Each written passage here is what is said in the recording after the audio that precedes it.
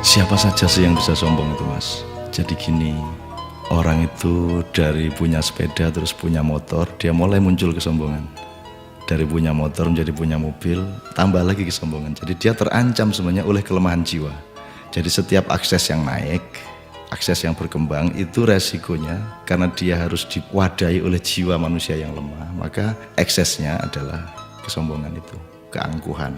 Jadi singkat kata, makin kita kaya, makin terancam untuk hancur oleh kesombongan.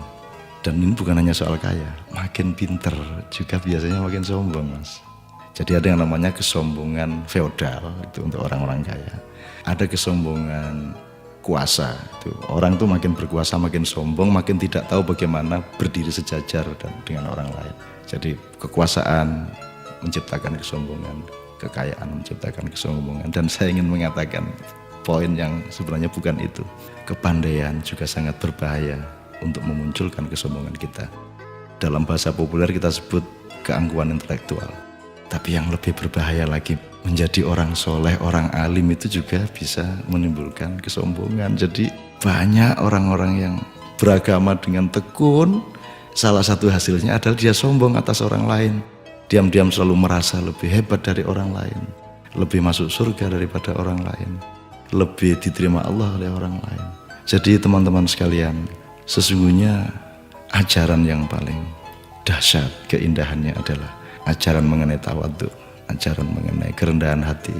Jadi orang sholat, orang beribadah itu adalah latihan untuk mencampakkan diri, bukan untuk mengunggul dan menegakkan diri. Mencampakkan diri di hadapan Allah. Kita bersujud-sujud tersungkur-sungkur supaya kita siap untuk berlaku rendah hati kepada siapapun.